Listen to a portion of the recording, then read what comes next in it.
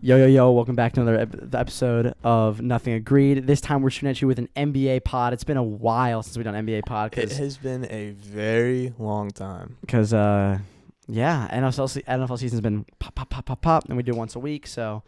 Yeah, But we were trying to do the bi-weekly, but it's a little much. No, yeah, school is kicking my ass. I don't know what's done to you. Yeah, I can't personally say that much, but True. I mean, it gets challenging at times, but Yeah, that is true. It does get challenging, but it's not. I don't want to say like it's super hard, but there's just a lot of busy work and stuff to do. So. yeah, and they just flood you with pointless shit. Yeah, it's so stuff to keep us but from doing stuff. everything like else been this. going good? Yeah, for the most part. Bro, cannot complain. Yeah, honestly. But yeah, so we've had a lot of action around the NBA since we've last recorded. We've had some historic nights. We've seen some coach firings, some interesting hirings. We've seen some trades. Some teams deciding to blow everything up. Some looking to push for that championship. And the deadline's coming up. Deadline is coming up. We will definitely be having a trade. I think it's in a week. Yeah, so. February something. Yeah. So we'll definitely have a trade deadline special episode to talk about all that because that's always fun. Yeah, we should get Cuppet on there too. Yeah, we'll bring our special NBA analyst. So let's, I think real quickly, since we've got a lot to talk about, limited time, so let's do this lightning round. We're going to talk about these trades real quick that happened. So I believe the first one was the OG Anunoby trade from the Raptors to the Knicks. Great trade. We've seen the evidence so far. They have a disgustingly good record with him in their lineup. They're a top 4 seed in the East, pushing for the 3. They might be in the 3. They are the 3 seed as of last night's results. So good move by the Knicks. Him and Brunson are flowing very, very well. 14 games above 500, really big for the Knicks, and I think the Knicks they're the hottest team. I think they're like 12-2 or 12-3 in their last 15 games. Yeah, really hot this year. So or they're the hot upcoming in the new year. So good for New York, man. They deserve it. And the Raptors obviously choosing to move on from their expiring players to rebuild. I know this is something that needed to happen. Very good. And finally needed to happen. It's what I said at the start of the year. They're going to trade their people, and they're not going to be good. Finally, because they're going to be mediocre. But they got a pretty good package. I think they did. I think I like quickly the best out of course, over RJ. I like him as a point guard and him as a shooter. Yeah, I think he has a lot of potential. And he's young. He's young. So I would not be surprised if they were shopping him even at this deadline because I know he could definitely be worth a first rounder to any contender. Yeah. Definitely could go more. Him and Barrett. So Raptors definitely got, and I forgot how many first rounders they got out of it, but I know it was 2. I think it was 2. So 2, potentially more. That's good for a guy that's really not really seen as I don't want to say superstar. He's not. He's seen as a very quality piece for a good team. The mold he fits is definitely helps New York for a wing defender, and it's a two-way guy. And it kind of the reason I like the trade a lot for the New York, they lost quickly, which I think is a blow for their bench. But I think losing RJ Barrett is good for Brunson to have the ball in his hands, and for OG he's not really a giving the ball and get out the way guy. So no, he's the facilitator has the ball a lot, so I like that. And staying in that Raptors arena, they also decided to move off of Pascal Siakam. Sent him to the Pacers for a package that was Bruce Brown and 3 first rounders. So that's 5 first round picks and 3 pretty valuable players for 2 expiring contracts. I'm not want to say that's a terrible haul. Would be surprised if Bruce Brown goes to a contender. If they try to ship him to a contender because that's kind of player he is. I've seen a lot of people saying they needed to do this last year. I agree. I do think their return would have been a little bit more, but that Raptors organization's going through a change, I want to say, moving on from Nick Nurse and that core that won them that championship minus Kawhi Leonard. It was a little weird to see them wait till this year. I think maybe they thought that bringing in that new guy, I always forget his name. He's actually become one of he's a well-respected coach. I like him as a coach. Yeah, everyone is kind of giving him his flowers and his praise for what he's done with the organization. But I think it was pretty clear to see that his vision for the future of the Raptors did not consist of those guys, which I feel like most guys could have told the head office that, and any head coach coming in looking at your roster's future would not consist of those two guys. I think so.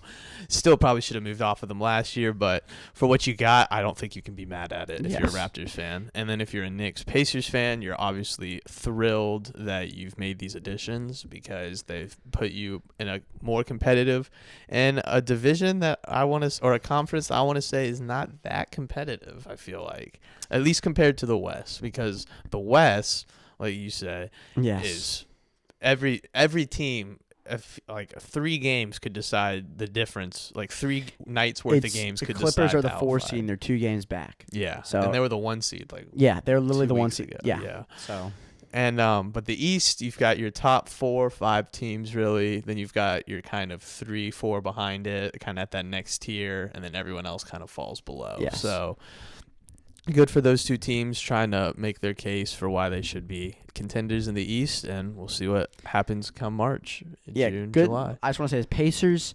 I don't know what those picks are going to turn into, but Pascal of the Pacers was a big rumor that was going to happen beforehand, and a lot of the packages that were built involved their young guys like Nemhard, Jalen Smith was a name, they're not there. Mm-hmm. Benedict Mathurin, their pick last year, was a name, they're not there because Pascal's a star.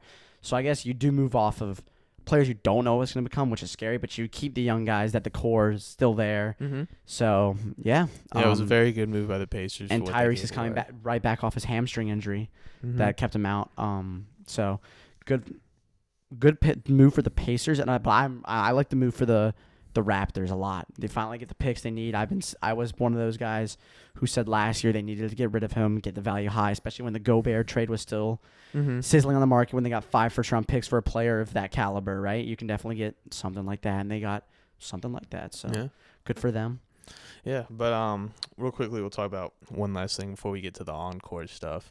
The Bucks The Bucks. fired Adrian Griffin after starting 30-13, Mm-hmm. after reports that he had lost the locker room and that his vision for the team going forward for this season was not one that the rest of the players shared. Thoughts on the before we move on into that whole situation? What are your initial thoughts on the firing? I think like every single NBA fan, I saw the notification from Woj on my phone, and I immediately tweeted out like, "What the hell? Mm-hmm. Like, why would he get fired?" Mm-hmm. Right? Because you see the record. Right? Yeah, they have Bucks are they have a second great seed. they have the Yeah. second seed in the East. They have a Yep. great record. Obviously there's the struggles defensively that everyone on They social blew media out the will number 1 seed tell you about. at home, Right. right? And what surprised me the most was just I can't believe it was just in the middle of the season like that. I can't believe they just didn't carry it out. But you did say that they lost the vibe in the locker room, and literally the game he got fired, they're like grittying on the court like pregame. Yeah, And the they're like, game damn, they after. hated this Yeah, motherfucker they so hated much, that bro. guy. Yeah. And then Giannis goes on afterwards, says, "I love the guy." Yeah, and like I invited him to his wedding or my wedding. Like, yeah. that's kind of crazy. But I'll say this because There must have been someone he ticked off, like either a Dame or a Giannis. it has to be that because I feel I'm like thinking Dame. I feel like he's being scapegoated. Yes, I agree. Because when you look at that firing, you pointed out anyone that defends that move will say you gotta look at their defense. They're Mhm. terrible. Well, they're not. As of right now, they're not terrible defensively. But this beginning of the season and a little bit towards at least not till the past like month, they were terrible defensively. Yep. Like I said, in the past The month, they've kind of guards, starting to pick it up. Guards versus Milwaukee would just tear that team up. And I think I really do believe a big part of that is losing Drew Holiday, and I Yeah. don't know why more people talk about that instead of Adrian Griffin doesn't know how to coach. Chris defense. Middleton was also injured, but still, I mean, Chris Middleton's not a I'm not saying he's primary perimeter defender. no. Drew Holiday is known for being a primary when perimeter Drew defender. Holiday was on that team, he was that. I don't want to say anchor because that was Lopez, but he Yeah. was that leader. He was the guy up front. He was the guy picking up the ball players. He was the guy initiating the defensive front, letting Giannis be those roamers, those guys in the back waiting because he's got the front. They don't have that guy this year. Their their backcourt offensive or defensively is terrible. Damian Lillard, at his old age, is a defensive liability at this point. He's not say. good defensively. He's never was great defensively in his career, but he could stay on toe to toe with. I mean, I don't think he could have lock down Steph Curry ever in his prime, but he could go toe-to-toe with an average ball handler in the NBA. Yep. I don't think so anymore. I think he's might have lost a little bit of a step defensively. Again, he's old. That's kind of expected. So, a Drew Holiday trade might hurt them. I don't want to say that because they're a second seed, but they got to figure out how to get some defense on the perimeter because they're getting killed from that. Yeah, true. They are getting killed from that perimeter defense, and Celtics defense has been great. Yeah. And you are completely right when Drew Holiday is a big loss because I'll bring up the finals, for example, right? 2021. I know that's kind of distant, right? But Devin Booker, right? Chris Paul, right? We had the Suns had offensive explosion especially with Booker, right? And Drew Holiday could stop that, right? Yeah. And you have someone like Jaylen Brown, right? Who can, you can get buckets, right? You don't really have a defender like that can get on him. He would take the kind of like when Steph and Clay were in their prime. Clay would take the primary score. That was kind of Drew Holiday. He would play the shooting guards if he had to, right? Instead of the point guards. So he's the best. He's the best defensive guy to guard a ball handler. That's why you put him on there. Yeah. That's why in today's league you'll see like power forwards guarding a point guard because the power forward is that coach feels as the best chance of stopping that player. So it's just part of the NBA and the evolution of athleticism, I guess. But we'll get to the second part of that. The Bucks, whether rightful or wrongful, they moved off of Adrian Griffin, decided this isn't going to work out, and decided to hire Doc Rivers. I don't know. I'm not a big fan of the hiring. Quite frankly, I know Doc Rivers has had the struggles in the playoffs. And that's why a lot of people are going to say, don't hire him. I'm going to say it for a different reason, actually. The Bucks are paying Mike Budenholzer, Adrian Griffin, and Doc Rivers. All this season.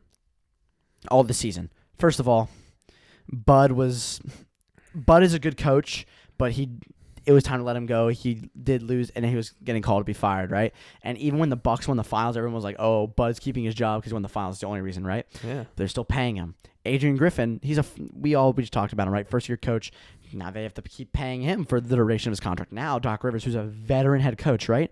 You got a veteran head coach. They demand a lot of money, right? So now you got a lot more money being shipped out. So to me, Doc Rivers, good coach, even though with the playoff history, it's more the financial situation that really bothers me. Well, I'll say this. I thought it was funny because when I saw the post that they fired Griffin, my first reaction is, oh, go get a guy like Budenholzer. Oh, never mind. Yeah, exactly. I completely forgot they're the team that got rid of him because my initial thought is he's the best guy to go get right now.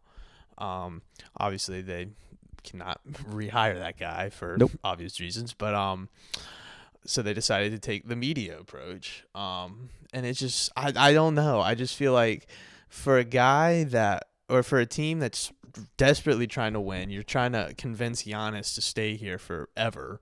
Yeah, which he had some rumblings. We know that. I mean, literally every move they make ever, at least in this point in time, is to please Giannis. The whole reason they hired Adrian, like I've saw reports, because a lot of reports were coming out after they fired Adrian Griffin, that the team wanted to hire Nick Nurse, but Giannis really pushed for Adrian Griffin, so that's why they hired him.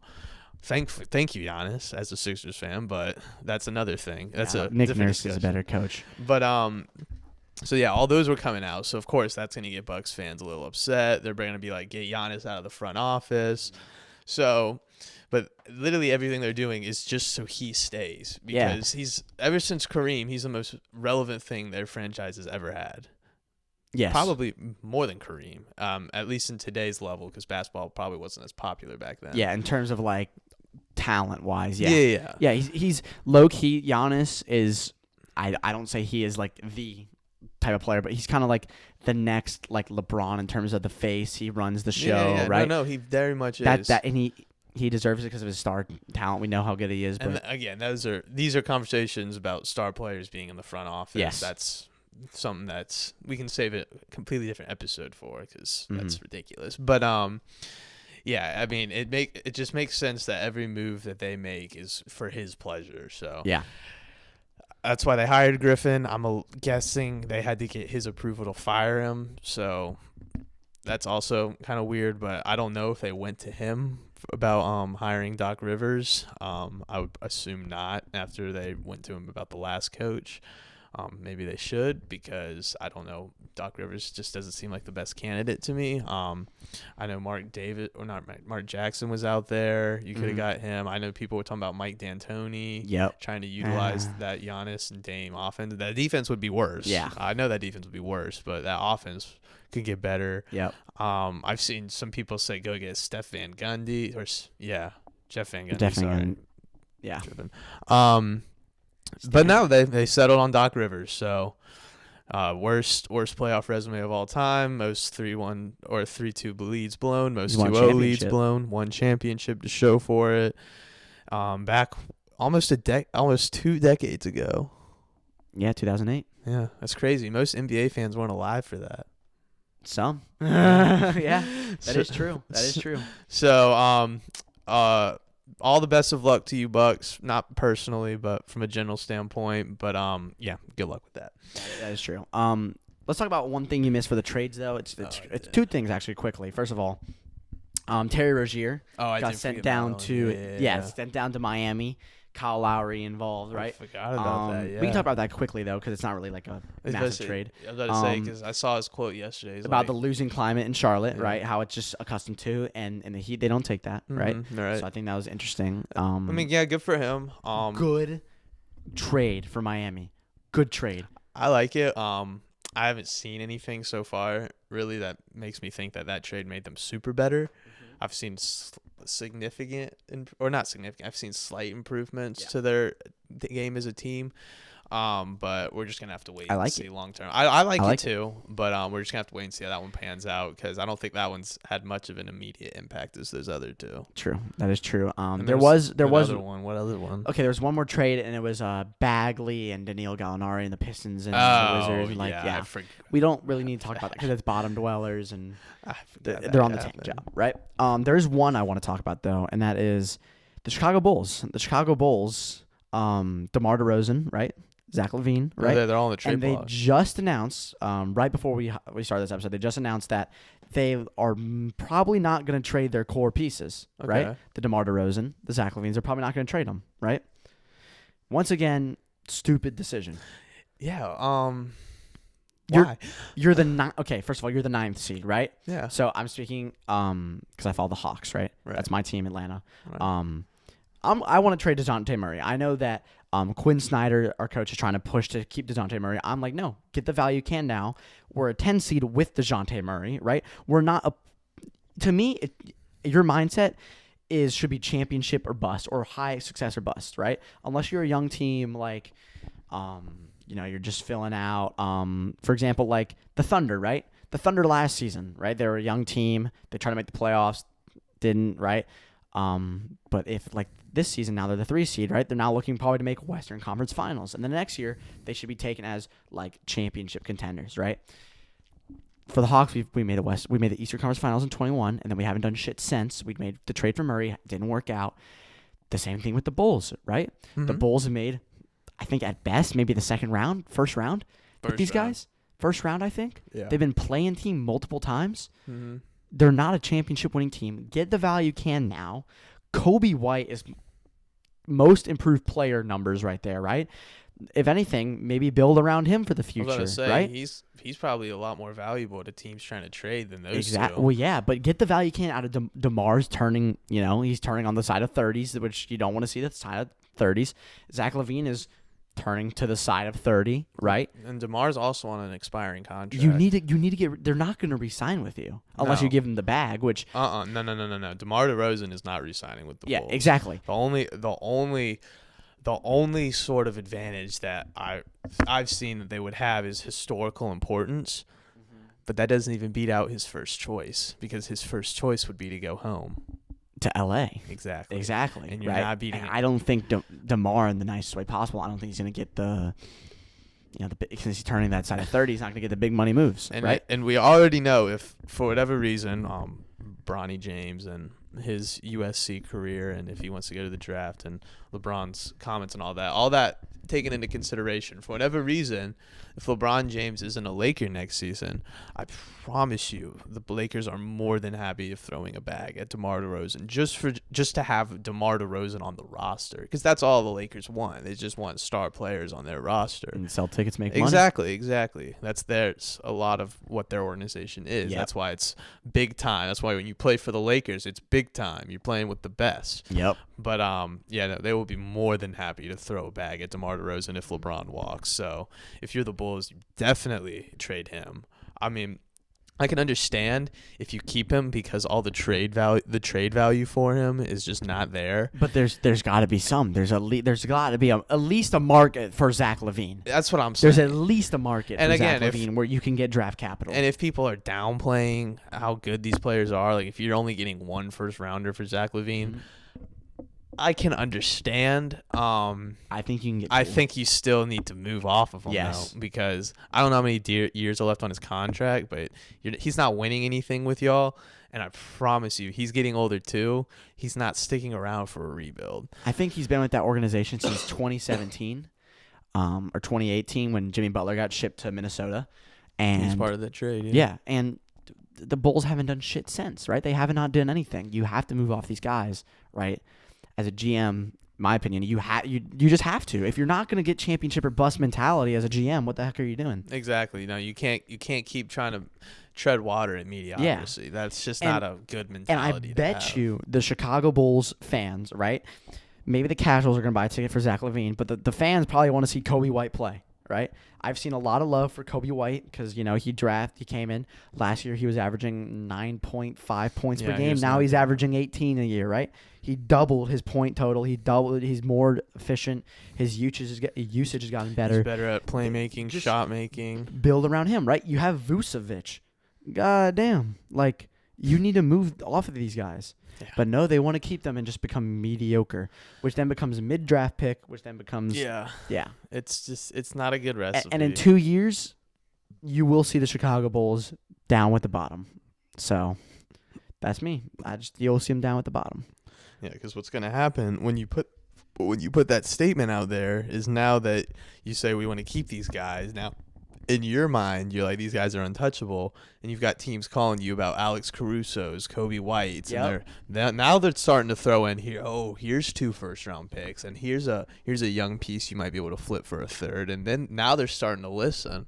And from what I've heard, I can already assume that these GMs aren't the best in the league, so maybe they get an offer, maybe Alex Caruso from a contending team that needs like perimeter defense, like maybe the Bucks. And they're like, hey, I got 3 first rounders and this role player. You want them For Alex Caruso? for Alex Caruso? That'd be way too much. That might be a little much. I think two. I would not be. I don't. Because I think a lot of teams, at least in the Eastern Conference, because I think there's a lot of teams that have issues with backcourt defense or perimeter defense. Mm-hmm. And I think Alex Caruso is one of those guys that's one of the better perimeter defenders in our league. So Yeah. I think you have probably not the Celtics, but you probably have teams. I know the Sixers are one. Bucks are probably another one. I'm sure the Cavs, maybe even the Knicks, are all looking at him, trying to figure out, because even if they might not want to sell out, maybe they don't want to throw out a bunch of stuff to get him, but they might want to keep those other teams from getting him too, because he could make a difference in the playoffs. Could, but they need to blow it up, right? They do. No, this team is over. It is time to rebuild. That's the stuff I want to bring. I mean, the other trade stuff is DeJounte Murray, like I talked about, D'Angelo Russell. There's rumors going Of course, around there's right gonna be now. rumors. So There's always a Lakers rumor. It's hilarious to me that the only reason DeJounte Murray isn't a Lakers because no other team wants D'Angelo Russell, even though he's hot. he is right playing really well right Hot. now. But That man's smiling. there's always that one problem with D'Angelo Russell: the consistency. True. So We know that. I'm sure every team is looking at this like, oh, he's hot now. But he's gonna fall off later. Just wait till he cools off. Yeah.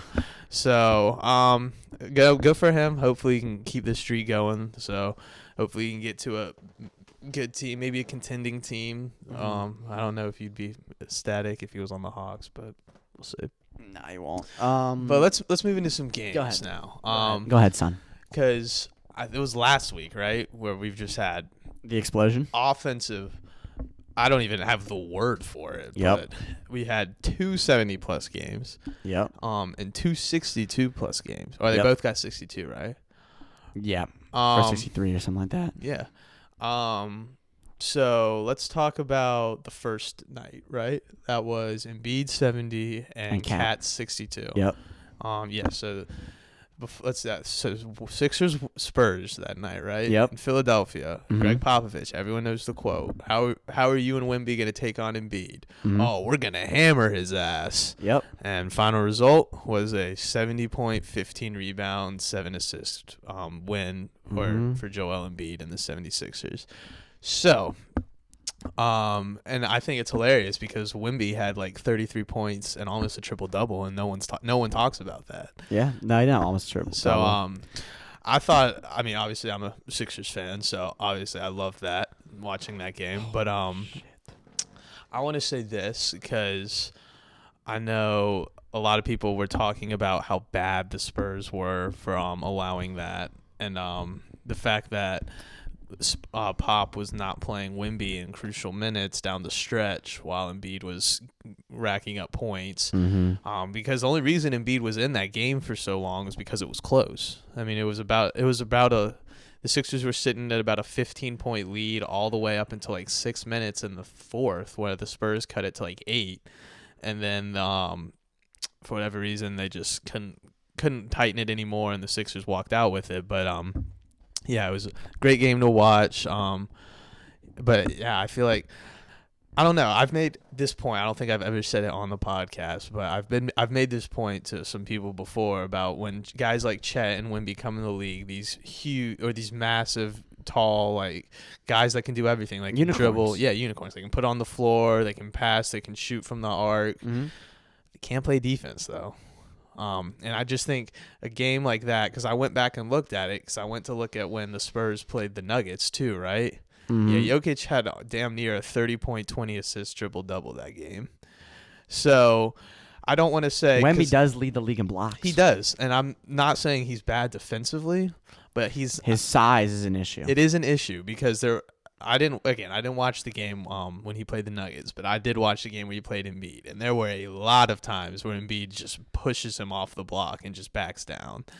So I think for teams like the Thunder, when they got Chet, because I can't call them bad defenders. I don't want to. They're great defensively. The Thunder have a top 3 defense, and Chet is the anchor of that. So you can't say that they're bad defensively, but they need a true center. These guys can't play true center because they can't guard these guys. That's why you saw like Jeremy Shohan guarding Embiid at the end of that game. I think for teams like the Spurs, and I think for a team like the Thunder, if you really want to elevate that defense, and then we can get to that later, but you still need like a big guy, kind of like the Lakers, right? Everyone, or at least Lakers fans, I see this all the time. People are always begging the Lakers front office to trade for like a good quality big man, like when they had Dwight Howard on that championship run, because that let Anthony Davis play power forward, where he's better defensively. He could roam. He doesn't have to sit in the paint and guard the rim. He can roam. He can stretch out to the perimeter where he's good defensively. He's a good shot blocker. He can come over and double when the player's getting back down. And I think you put guys like Chet and Wemby in those roles, they excel. I think they'll be great defensively in those areas, but I don't think they'll be good in just like chest to back defensive, let me try and stand you up while you're trying to back down, because they won't win those against guys like those. So I think for the Thunder, if you want to bring back Steven Adams, that would be a great addition for them. He's out for the year. I know, I'm talking about next year. But like I'm saying, like, would you imagine that, like, if you're playing Jokic in the final, not in the finals, but if you're going through the Western playoffs, you're gonna have to account for games against the Nuggets most likely. So you have a guy like Steven Adams guarding on him, chest or face up, and when he spins off for that hook shot or spins in for the layup, now you've got Chet right there to swat it, instead of Chet being the guy on him getting pushed down into the paint for the easy layup. You see what I'm saying? I see what you're saying, but I'm gonna have to disagree. Okay. And the reason why is because the pace of play in today's league is, these guys are special, man. Like, they help the offense so much more than they help the defense. Like Wemby's offensive presence is insane because you can just throw it up and he's there. Yeah, I know. Chet can stretch the floor massively, right? So they're necessary for offense. In No, my I opinion. agree. Yeah. Defense, it will come. I think you just have to keep giving them reps. Like that Embiid game. I'm sorry, that was the saddest 70-point game I watched. He attempted 23 free throws. Yeah, I know. That's he attempted almost more free throws than the Spurs. I know. That's crazy to me. And I watched some of those foul calls. Yikes, bro! I don't know if those are fouls. So I'm not that's a ref. just me. That's just me. Yeah, I see. But I did definitely see a couple clips where Embiid would get it about on the elbow, and he would literally just boom 3 shoulders in, and he's right at the rim. Right? Yeah, Wemby's just God. It feels like he's like 110 pounds less than Embiid probably. So Probably. yeah, and he would easily get to the rim because all you had to do is just back him down, shoulder, maybe one more shoulder, and boom, you're literally in the restricted area. Mm-hmm. So, yeah. But like for teams like, because we talk about you say like that speed or the evolution of the game because we're in that era like teams like the Warriors, small ball dominates, but we're kind of getting back to that.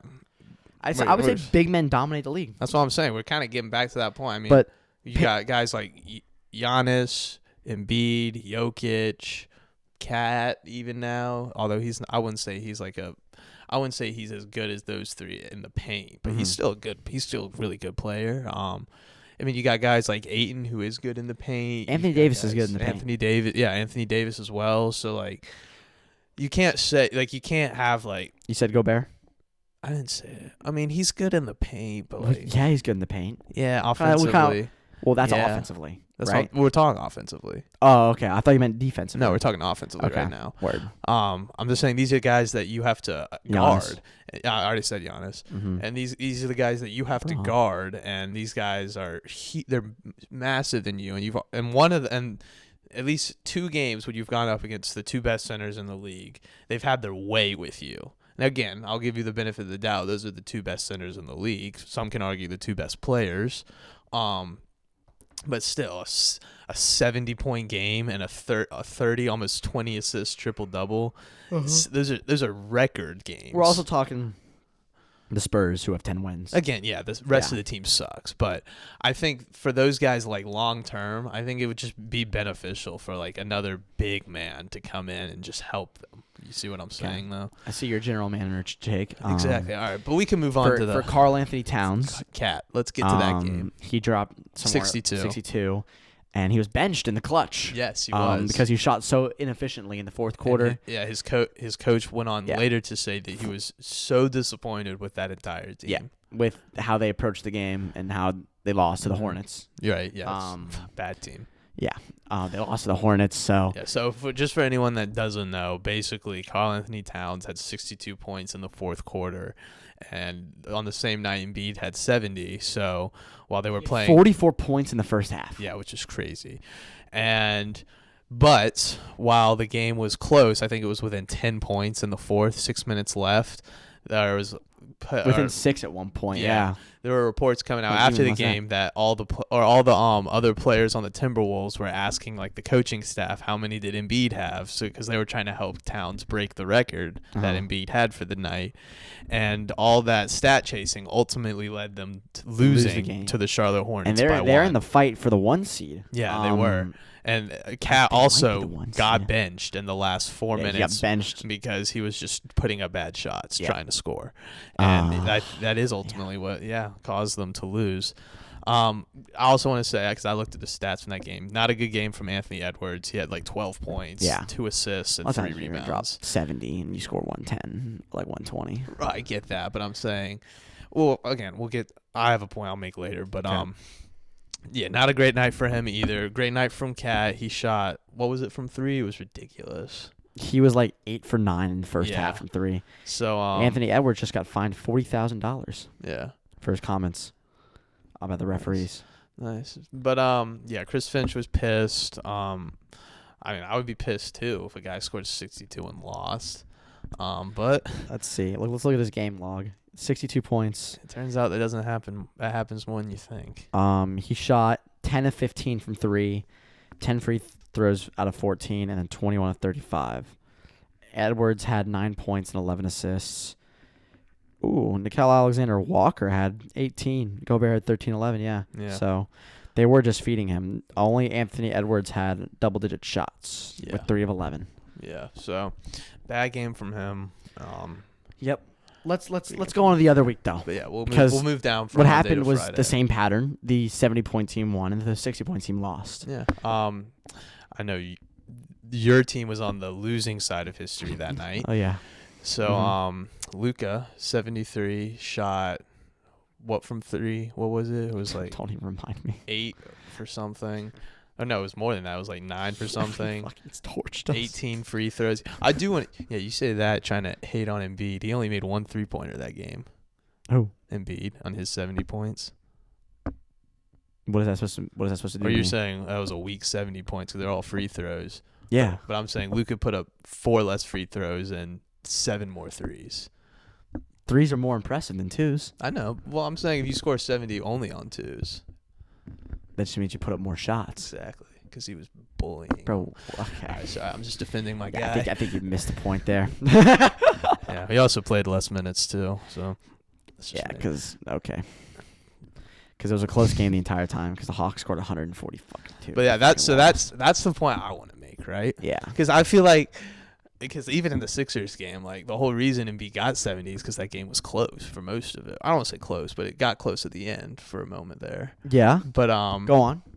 But for the Hawks, the Hawks Mavs game, I feel like for a guy that scores 73, I feel like you should not barely be winning. I mean, they won by 6. I know that's Y'all won by barely. 10. I know. That's just 2 buckets. I'm saying that's what I'm saying. Like, because how much?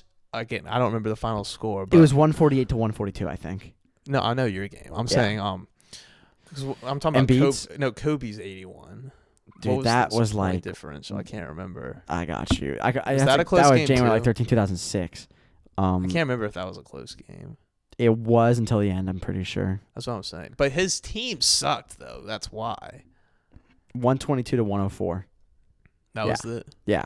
It was close until the end when the Lakers went on a 12-point. Yeah.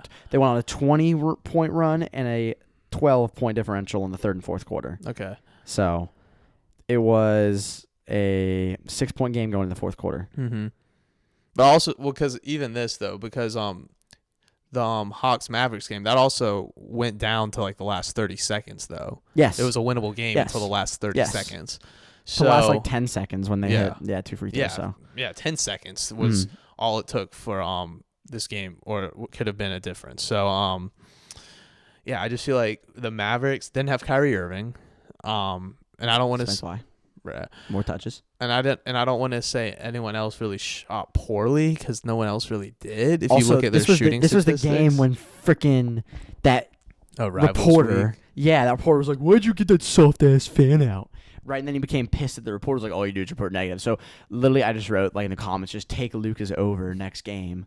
And plays freaking Hawks, and I took him to do a triple double, and he was freaking 2 assists away. God damn, Yeah. it was like plus 250, and of course he drops fucking 73. Yeah. I thought he was gonna go for a triple double. But yeah, sorry. The point I just wanted to make was, if you score that much, I feel like you should not. Those games, you shouldn't be closely winning that game, because let's be honest, that was a close win for. Well, the reason they're Mavericks. scoring that much is because it's that close. That's what I'm saying. So then, I'm saying if a guy just scores 74, right? yeah, I feel like if you would have played somewhat better, like he probably wouldn't have scored 73. Obviously, if Exactly. they played better. that's what I'm saying. He defensively, wouldn't have right? got there. So that's He would have maybe had the 40s or 50s. what I'm saying. But that's still really good. Yep. And I'm saying like, and again, we're all gonna sit here and praise him for doing that because that's super impressive. 4th most points in NBA history. Yeah. Super. Yeah, I know. Super impressive. We all love Luka. I know you don't, but I mean, I don't it know is- why I would hate Luka. Why would I hate Luka? I mean, because we traded him? That wouldn't make me hate him. Just makes me fucking sad. yeah, it's okay. But hey, the Hawks have gone farther than Luka has because he got swept in the West Conference Finals. We won 2 games. We won 2 games. And if Trae Young didn't get injured, we win that series. But that's just me gloating. Also, if Ben Simmons didn't exist, you wouldn't be there. But That's not true. um, Game 7, Kevin cooked you. Game 7, Ben Simmons sold us. Yeah, I don't know. Anyway, we can talk about that another time. Off the record, I'll go off off the record. anyways. Yeah, we can debate about that later. But we can actually get to Ben Simmons' return. Let's just finish this up. He did. Yeah. Devin Booker though. Devin Booker. Oh, sorry. Yeah, last point. But Mavericks need to play better defense because It's just it's like the Indiana Pacers. The Indiana Pacers are one of the high scoring teams, but they give up the highest scoring points because of the pace of play. Right? They take a shot every 6 seconds. Yeah, but at least they're trying to improve defensively, and you can see it because they just traded for a good defender. So, Mavericks trade deadline's we coming traded up. for DeJounte Murray, and we still suck on defense. So Well, I wouldn't call him a great defender. He was in San Antonio. He was known for his 3-and-D. He was known for being a good perimeter defender, not a superstar perimeter, but a good perimeter defender. Now he's complaining about the league. He tweets out soft ass refs and soft ass league. So my fucking players are fucking dog shit. And DeAndre Hunter was known for his perimeter defense, and everyone loses their mind when they come to Atlanta. Yeah, too many fucking strip clubs. Devin Booker, 62 points. Suns lost by 1. They lost by 1 to the Indiana Pacers. Yep. Fucking sold my bet. So yeah, I just feel like because I didn't watch that game. I actually haven't even seen any highlights from that game. I saw the highlights from that game. I guess the NBA just decided to destroy the footage because it just doesn't exist. I guess Chamberlain type shit. Exactly. So did he even score 62? Who knows? No, I'm joking. But yeah, I don't have much to say about that. I just know that he scored 62 points and that they lost. I don't. Did Durant even play? I don't know. I think he did, yeah. Okay. I would assume Beal's still out. So I think Durant did play. Anyway, I mean, it was like the final score was like 132 or 131, 135 to 134. And the Pacers didn't have Halliburton either. No, he was still off his hamstring injury. Yeah. Well, Pascal was there. He was there. Because they played the Sixers the game before that, and they dropped us off because Pascal gave us a triple-double. Yeah, Durant dropped 20. Yeah. Booker dropped 62. Bradley Beal played. He dropped 12.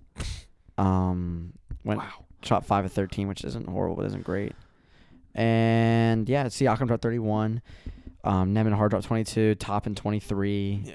Nesmith 22. So if you take a look at that right there, right? Yep. Nothing else. Or I guess nothing else. But everything else in consideration, right? Yes. Is it time to worry? No. If you're a Suns fan. No. No? I don't think so. I mean, it's not the playoffs yet. Not the playoffs Not yet? the playoffs yet. Okay. Once they get to the playoffs and they don't do shit, then you can say you're worried. If they don't do shit this season, because it's not the playoffs yet. Okay. Look where they are in the West. I'll pull it up. 6 seed, right? Yeah. They'll play the Thunder. They'll lose that series. Probably. But they'll play the Thunder, right? They can probably, in my opinion, maybe jump the Kings, get the 5 seed, right? But we'll see what they do in the playoffs. Because if they can go somewhere, then yes. But if they can't, then it's a failure. Well, it just seems like to me, and again, I feel like this whole episode we're just talking about teams' defensive liabilities, but it's just the league and how it is today. It is, yeah. I mean, we can pull up extremities, which are good defensive teams, such as the Timberwolves, such as the Celtics, right? And they are top of their conferences, or close to it. And we just have offensive explosions now. That's kind of what the league has gone to. Mm-hmm. Like ready. I saw this. Ready. We see a lot of 140s today, right? The Hawks lost 148 to 142. We see some 150s balls, and then we see 70. 70s like the new 50, 10 years ago. That's what I'm saying. Yeah, people say 40's the new 20. Yeah. Or I would say 40 is like the new 25. I wouldn't say 20, but 40 is the new 25, right? Yeah. It could actually, because no one averages 40 points per game, right? Yeah. But if you had a person who was a 20 point per game scorer 10 years ago, that was a good freaking player.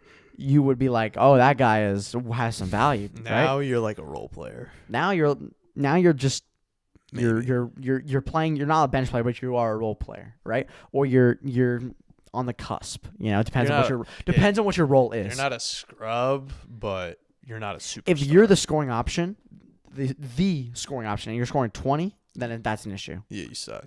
Yeah, that's crazy. What if you're the third option? Yeah, third options today average 20. So exactly. But yeah, Suns though have too much talent to waste all that. So if there are some liabilities, go fix them.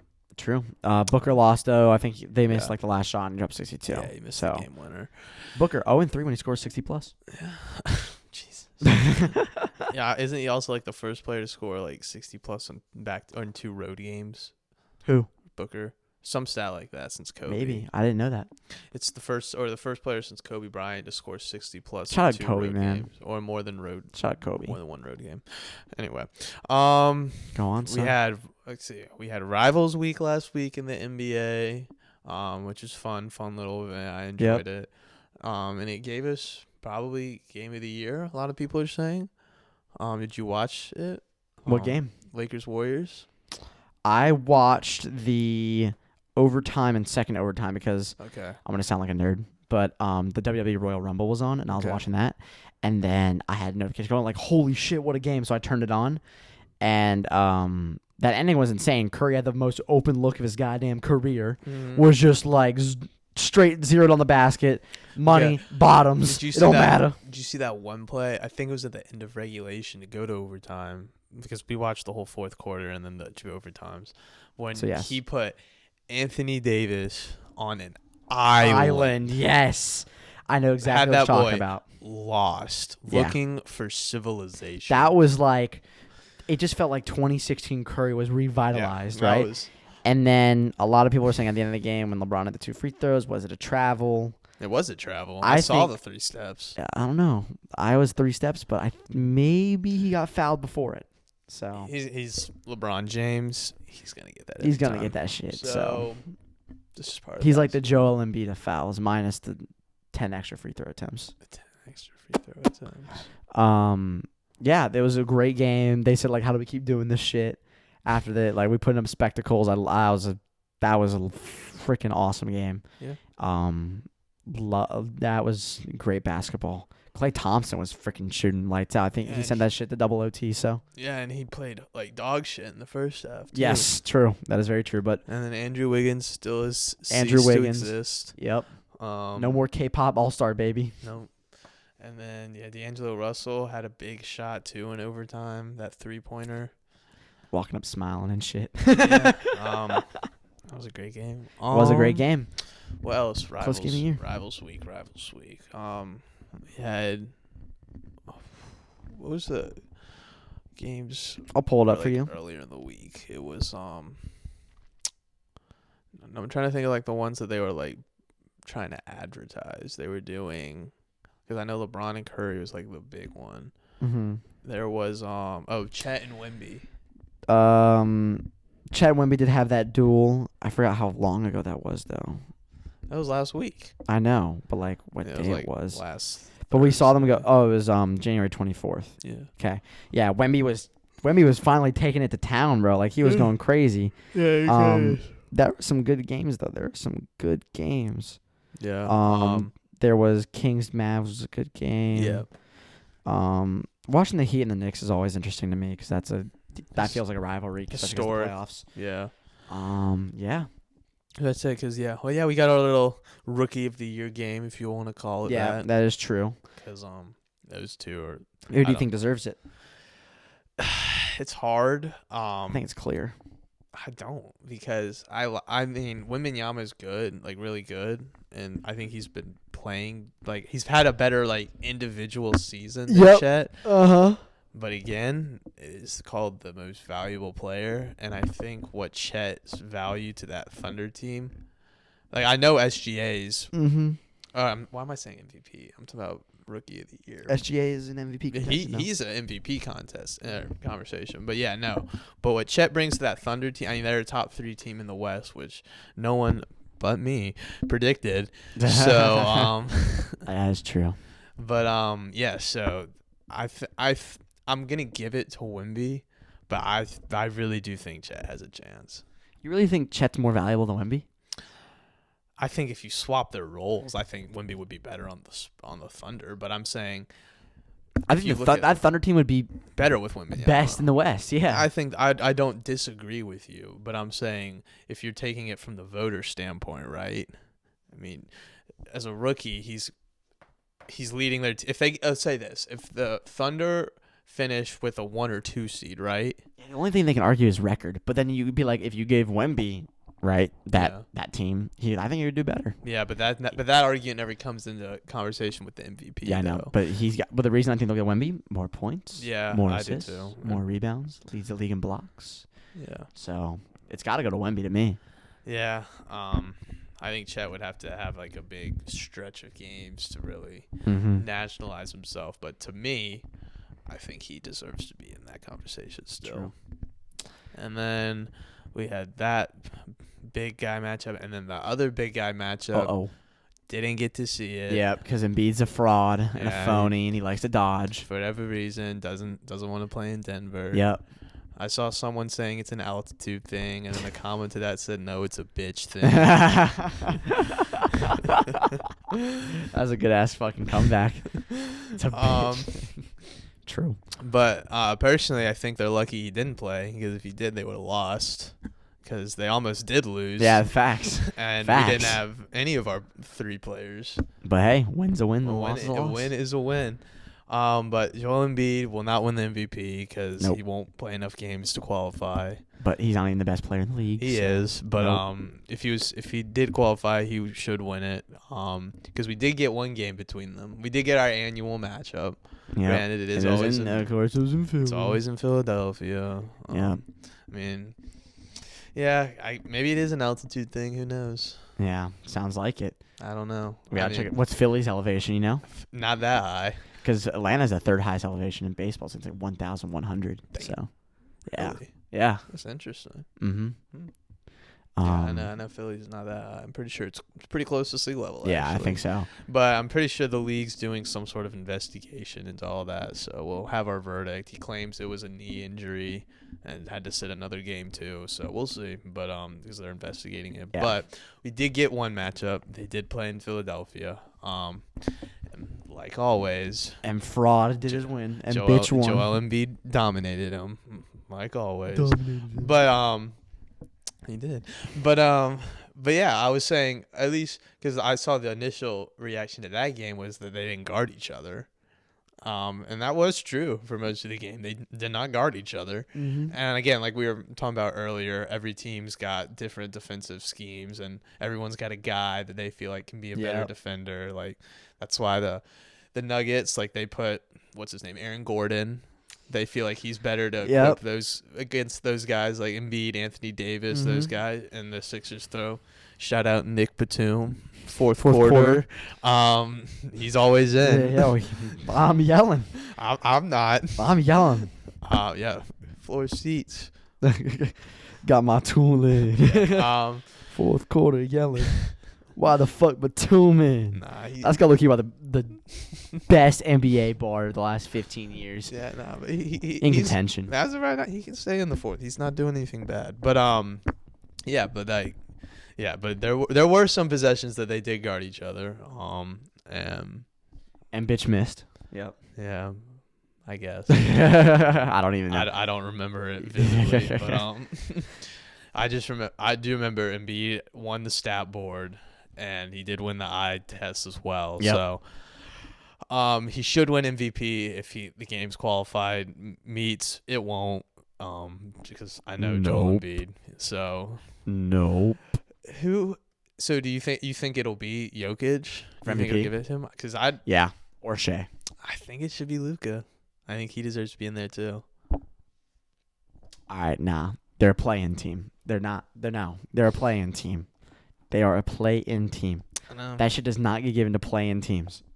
So he's got to put that team in the playoffs. But you know what my hot take is though? Oh, I want to hear it. They're last in the West without him. That's a bad take. It's a horrible take. And again, let me get this right. With Kyrie Irving injured as well. I mean, maybe they'll lose games, but do you really think they're worse than the Blazers? Without Luka Doncic? Yeah. Yes. I don't think so. I think they would be worse. Oh, well, you also have to consider Kyrie Irving's there. Well, I'm getting if Kyrie Irving had been playing these past few weeks, I don't think their record would still be the same. Yeah, the Spurs are 10-37. Okay, maybe not the worst, but they would have been bottom 3 in the West. Yeah, without Luka on they would team. Be. They would be pretty bad. And they're up there for a minute too. And again, like I said, or we talked, the West is wide open. So. Shout out the Hawks, man, 10 seed. Fucking love this fucking team. But all right. Anything else you want to talk about? I was about to say we got a lot of recap. We'll get Andrew on here Yeah, next episode. Next episode. Get some more stuff. And then he'll be to talk talking his about. Pelican shit. I'm like, well, you're back in the fucking play-in, so I don't know why you're talking shit. Damn, they dropped all the way to the play-in. Either 9 seed Damn, must suck being that bad. or they're the 8 seed. They're the 8 seed. My fault. 8 seed. Ever since the plane was invented, I've never had to worry about it. But that's just life as a Sixers fan. Me. You'll realize Yeah, one M. day. Fraud will get injured for an entire season, and Nick Batum will barely help you to the play-in. Then you'll get smoked by a team with like 3 superstars It's somehow. okay, we have Paul Reed. He'll just drop 30. Yeah, that's true. On the He did do that. on the MVP's honestly. head. Well, anything else you want to bring up? No, that'll settle it. Yeah, Luka MVP because Cap. Embiid's not winning. Yeah, Embiid's gonna miss so many more games. He's not. He just broke his leg last night. Did you see that? He didn't break his He leg, didn't break it, but they landed on his leg. yeah, Jonathan Kuminga fell on it. The cum bucket. Yeah, he's getting an MRI today. Dude, I'm literally holding my wall praying for him. I'm like, please, Embiid, don't be that injured. Don't be injured. Yeah, Okay. he's gonna be like, oh, my knee's sore from Kuminga, like 10 games later. So When he has to play the Bucks. yeah, or the fucking Celtics. Oh. So it's Kristaps. Oh, my right arm's feeling a little sore. Chris, he's not scared of Kristaps. He's a bitch against the Celtics. Oh, I have to play Al Horford. Oh, I'm done. He hates Al Horford. Yeah, for sure. Al Horford, Hawks legend, by the way. Al Horford. I need to know Sixers legend Al Horford. No, Hawks I legend know, Al I know. Horford. That's what I was. Sixers bypass. Oh, fucking. That's what I say. I need to know what happened in that locker room for why those two hate each other. Yeah. Didn't he get traded from the fucking Sixers to the Thunder? Yeah. Yeah, that's what it was. Yeah. But he got traded because there was some like rift in the locker room. Probably because he was like, hey, Joel, stop being a bitch. Oh, you don't tell me to be a bitch. And then he fucking trades his ass. So, go ahead. That'll be it for Yeah, there you go. nothing agreed on NBA. Yeah, I don't have anything else to talk about this episode. Thank you for listening to Nothing Agreed. Baron and I, once again. We'll get NFL next week. We do NFL next week. Yeah, we just. Or maybe on the weekend. Nah, we'll do it next week because we got to bring you that top tier Pro Bowl coverage. We got to bring that Pro Bowl coverage. That's true. No, you're gonna be Also, missing that. The Super Bowl kind of will heat up by then. And we'll have all the Taylor Swift content we need. And I have a great game idea. Ooh. Great game idea. I'll say right now. We get the props for the Super Bowl. For example, national anthem over under, coin toss, the usual, right? And we put $1,000 on each of them. Not $1,000, but we play a little game between us, right? Okay. And we see who can do better on these crazy props. For example, some of them I bet on last year were, would Rihanna show cleavage, right? Oh my God. I put $50 on yes. She didn't. Yeah, I know thought it you was were free as pissed. hell. Yeah, you were pissed. I was fucking pissed, right? Yeah, We're gonna bet. We're gonna bet on like You the. you were almost more upset than I was last year. Yeah. And you lost the Super Bowl. Exactly. Hey, but I made money that Super Bowl Yeah, God. somehow because both teams scored first quarter. And I hope you don't this time. Fuck you. Yeah. So leave your comment down below. If you're going for team 49ers Bang bang Niner gang baby. or team Chiefs. Boo! No one likes Taylor Swift. Boo! I'm No. kidding. Taylor's a goat. That's what I'm saying. We're She's a goat. We're bumping Taylor Swift all these next 2 Nah, weeks. that's mean. I swear to God. That's if the mean. 49ers win. No, that's mean. I know that all too well. I don't care. I'll For do 10 it. minutes. I'll do it. Fuck the 49ers. Hey, my Swifties got that reference. Yeah, I don't know. All right, well, that'll be I'm another I'm episode. a casual Taylor Swift fan. That'll be another episode. Nothing Agreed from Bear and myself. Thank you for listening to NBA Podcast, and peace.